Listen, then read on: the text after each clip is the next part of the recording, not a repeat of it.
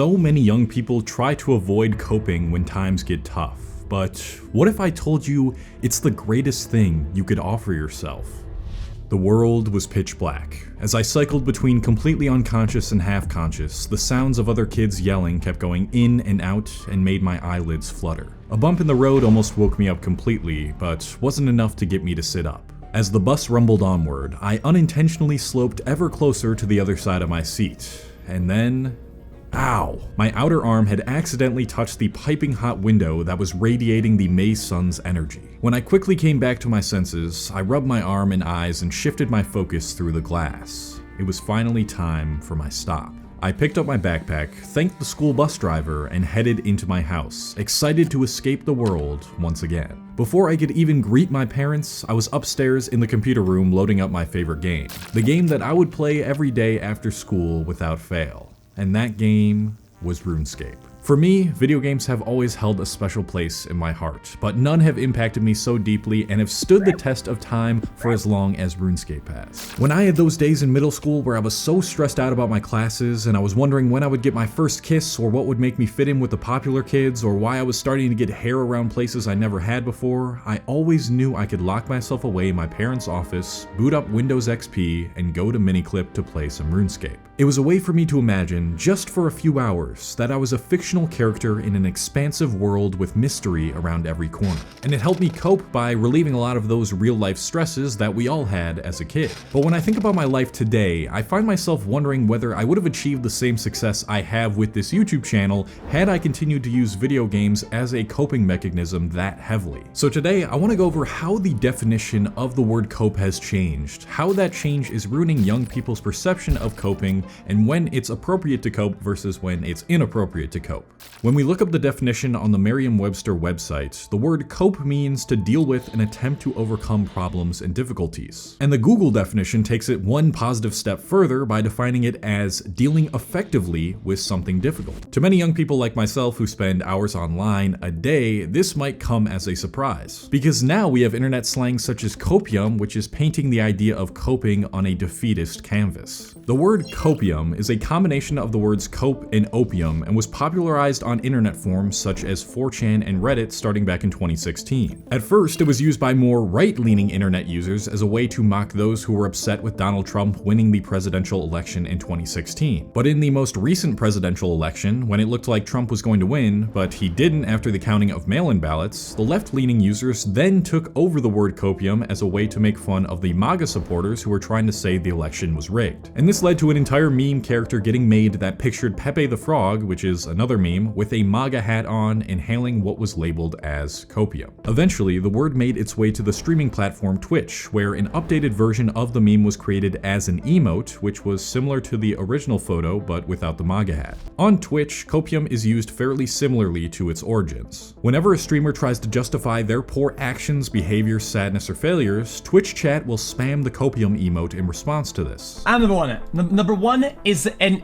enterprise. It's an agglomeration of it's a bunch of people. Kind of as a way to say to the streamer, yeah, okay buddy, stop lying to yourself. In other words, they are basically saying, stop coping. As a result, we can now see cope used everywhere now to not only bash other people's justifications and delusions, but also to undermine even the most trivial and useful ways of dealing with life struggles. Oh, you shower to look better? Cope. You read philosophy? Cope. You breathe air to survive? Cope. You listen to audiobooks on Audible to improve your mental health? Cope. Audible is the home of storytelling. It's where I've learned a ton of my nonfiction knowledge, and there's always something new to discover on there too. You can listen to an incredible selection of audiobooks across every genre, from bestsellers and new releases to celebrity memoirs, mysteries and thrillers, motivation, wellness, business, and much more. I personally love to use Audible when I'm cleaning my apartment to listen to audiobooks such as The Daily Stoic by Ryan Holiday. The Stoic philosophy is one that has helped me immensely when I need to cope with life's inevitable challenges, and this one in particular is like a bible for Stoic quotes, so much so that I've listened to it multiple times now. And that's the best part about the Audible app. You can listen to your favorite titles anywhere at any time, whether you're in the car, on a walk, or you're in your room having an existential crisis and you need to cope to calm you down. As an Audible member, you can choose one title a month to keep from the entire catalog, including the latest bestsellers and new releases, and once you choose it, you get to keep that title forever. Members also get full access to a growing selection of included audiobooks, Audible originals, and podcasts. And since Audible is sponsoring this video, they're giving you guys a free 30-day membership. Just click the first link in the description, which is audible.com/ColeHastings, or text Cole Hastings to 500-500 to get your free 30-day trial today. So as we've learned, there's a lot of new ways to use the word cope to bash someone on the internet. But the way it is used as an insult that I'm most interested in, that can help us better understand why coping can be such a powerful tool for growth, is how it is used in the blackpill community. If you aren't familiar with what the blackpill community is, they are an internet community based around dating and attractiveness that are, as they put it, exposing the brutal truth of how impossible dating is unless you are a Chad or somewhere close to it. The ideology states that the effects that physical appearance has on one's performance and results in the dating world cannot be remedied by improving personality, clothing, hairstyle, or hygiene. Basically, if you aren't born at least somewhat attractive, then your chances of getting a girlfriend are practically zero, and it's only going to get worse as the dating market changes. Now, I'm not going to be the guy that tries to argue against every single point and go into the nuance of what they get right or wrong. All I'm going to say is what they say has some truth to it. If all of the data is pointing to physical attractiveness being mostly objective and everything is stacked against the average dude's ability to find a relationship,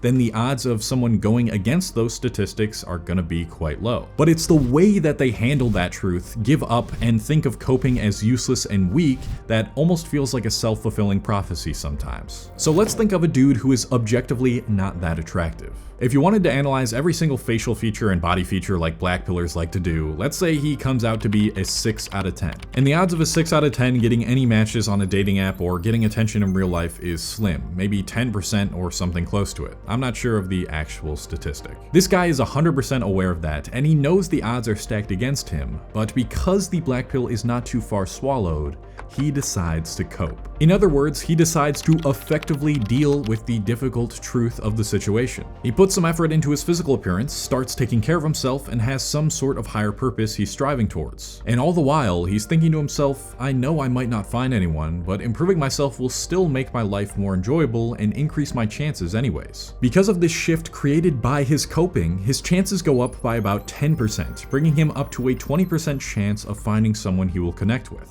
And that 20% might go up even higher if he continued to put in effort and put himself out there, and all the while kept coping right through it. The point I'm trying to make through this example is that yes, he may never actually find a woman to date, but coping instead of giving up completely, at the very least, keeps him in the game. And because of this particular type of coping, which wasn't, I know I'll find a girlfriend, but instead, I know this helps me increase my chances and improving myself makes life more meaningful, even if he doesn't ever find someone, his life will still be more enjoyable because of the cope, meaning it wasn't all for nothing. Now think about how you can apply this to other tough situations in real life. You lose your job because of the recession, and the work you're going to have to put in to find a new one is immense, almost impossible. You keep applying for jobs, but all you get is rejection, rejection, and rejection. But you tell yourself, I just need to keep showing up, padding my resume, and I'll find the job I want eventually. Well, eventually that eventually time frame comes, and guess what? You still have no job. The overarching goal was not achieved, but again, that doesn't mean that this was all for nothing. When comparing yourself to who you were before you got laid off, you have an upgraded set of skills, a new sense of resilience, and a much greater awareness of how to excel in interviews. And then, months after eventually came, you do end up succeeding in finding a job because of the skills you gained from coping. Another example is when you lose a loved one whom you were extremely close with, and the pain you feel from it is almost unbearable. You need to find a way to cope with this because that pain might always be with you. So you start to journal about your negative thoughts, and that starts to help you get a better understanding of yourself. You listen to audiobooks of others who have gone through something similar, like On Grief and Grieving by Elizabeth Kubler-Ross and David Kessler, and that helps give your loss meaning and see it from a new perspective. And you spend a bit more time at your friend's house every day, and that helps to take your mind off of it for a while. Through these coping mechanisms, the pain's control over you slowly starts to subside, and you start to accept the fact that this person is gone. The tragedy of this loss will probably stay with you forever, but now you know how to effectively deal with it so that it does not ruin your life. What I've described so far is just how beneficial coping can be when faced with adversity, but of course, it doesn't always go this smoothly. So now I want to illustrate to you when it is and is not appropriate to cope, and what is considered a healthy coping mechanism versus an unhealthy one. And what better way to try and do this than by going back to my relationship with video games. Video games are one of those middlemen between being a pretty solid coping mechanism and something that could completely ruin your life, so they are the perfect example to explain how much nuance is within this topic. When I was a kid, the purpose of my playing of games took on different forms and thus varied in playtime. Like I talked about at the start of the video, I used RuneScape as an unwinding tool to relax after a long day of school, and the sessions lasted around 2 to 3 hours. It didn't take up my entire life, and I still had a life outside of RuneScape where I would go outside, hang with friends, and play sports. In this way, I wasn't necessarily running away from my problems, because that implies that I'm trying to get farther away from them permanently or never deal with them. Instead, I was using video games as a temporary escape. Let's face it, sometimes we have periods of time where we don't want to have to be us, especially when we're kids. And what video games allow us to do, if only for a brief moment, is imagine that we are this character that we can create and build and have fun with without having any real life repercussions. Unless you gamble on a game like CSGO, that's a different story. If done right, video games as a form of stress relief can eventually give you the strength you need to face whatever it is you are trying to not deal with in real life. Along with that, the right video games can also give us small attainable goals with which we can achieve, and that can help us cope with our setbacks in real life. When we spend hours at a high-stress job, school environment, or other occupation with little to no results to show for it, video games can give us a boost of motivation to keep going by showing us how we are capable of making progress. But again, the line between it being good for you and bad for you is very thin. Gamers often use video games as a way to never deal with their problems and suppress their emotions, so much so to the point where they develop alexithymia, which is defined as not being able to determine or put words to your inner emotional state. The dopamine you get from video games can also become very addicting, and if you spend your entire day on them, every reward in real life will feel less rewarding. So the two questions you need to ask yourself when deciding on a coping mechanism are, what are my intentions with this, and does it exacerbate my problems or help me deal with them? Your intention going into the cope, as we discovered earlier, is incredibly important. The difference between I'm coping because I want to improve myself and to increase my chances of finding a relationship, and I will find a relationship so long as I keep coping, is quite large. The former allows you to stay positive regardless of the outcome, while the latter would produce an extremely negative reaction if the desired outcome is not met. That is why when you choose your cope, it should improve your state of being regardless of whether the reason you are coping actually happens or not. In simpler terms, you should come out of the cope having positively evolved as a person, whether that be spiritually, mentally, or physically. As for the second question, there's a statement from Dr. K of Healthy Gamer GG, who is, by the way, an incredible streamer and YouTuber, that helped me to create that question. And that statement is, if it causes a problem, then it is a problem. This requires you to really objectively look at your coping mechanisms and ask yourself, is this fueling more problems in my life or only adding to pre-existing problems in my life? So context matters for all of this. Based on how stressful your life is or how much you're going through or how much you're trying to achieve, the most effective coping mechanism for you will look differently. And that is why you need to ask yourself these questions. Lastly, I'd like to leave you with one of the most influential coping mechanisms that I have ever used and continue to use until this day, and that is delusional optimism. What do you think the odds of me becoming a successful full-time YouTuber were? Well, like the black pillars like to do, let's use some statistics to find out. There are roughly 51 million YouTube channels as of 2023, and only around 29,000 of those have 1 million subscribers or more. But I bet the total amount is even more than that now. Since my channel is around 500,000 subscribers, let's just double that 29,000 and we will get around 60,000 channels on the platform who have as many subscribers as me. Let's just make things easier to calculate by saying there are 100,000 channels with 500,000 subscribers or more, and roughly 50 million channels in total. That means that, statistically speaking, there was roughly a 0.002% chance that I was going to make it this far on YouTube. For the first 3 years of my journey on here, I stayed within this statistic.